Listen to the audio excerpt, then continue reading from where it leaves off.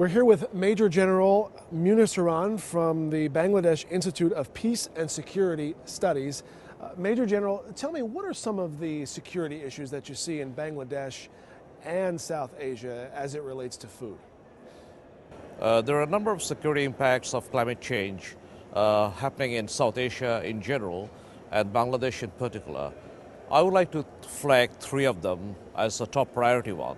I see a major security issue pertaining to water in South Asia, especially in relation to the water sharing issues between India and Pakistan, between China and India, between India and Bangladesh, and a number of countries in the Himalayan basin area. And this is going to aggravate in the coming years as more and more the ice melting speed increases in the Himalayan basin area. So water is going to become a very scarce resource and a source of potential conflict and tension amongst the people in the society, amongst nations. Overall, the whole basin management is coming under tremendous amount of stress. Another security problem, which is also interlinked with water, is food. Due to the climate-induced conditions and into conditions where either there is a lack of water for irrigation or there is a salinity intrusion into inland water and into agricultural fields, we are losing more and more agricultural areas to salinity. Therefore, there is less and less agriculture and food production. So the food scarcity is becoming a major issue in climate-induced conditions. The third one that I am trying to flag could be the most critical issue in that area is human displacement.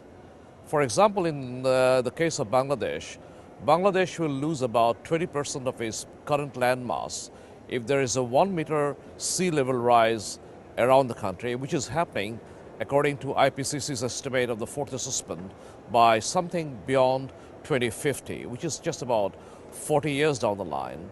And if that happens, it is estimated that something like 30 to 35 million people are going to become climate refugees.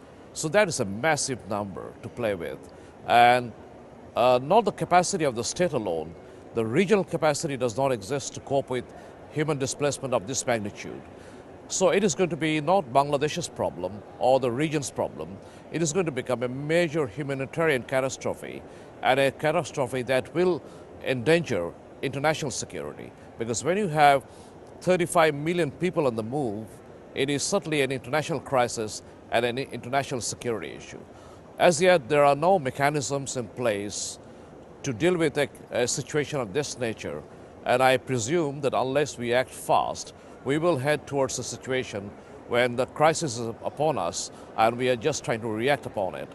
It is better for us to now understand the gravity of the situation and plan ahead so that we know what the crisis is going to be like, so that we build capacity in the country, in the region, and internationally to cope with it. And you're also talking about not only clean water, but as well as an expanding population in that part of the world, yes, too, correct? And those are obviously connected to security issues. Absolutely, they are connected to the security issue, and they put more stress and pressure on the existing problem because the population of the countries in that area is increasing rapidly.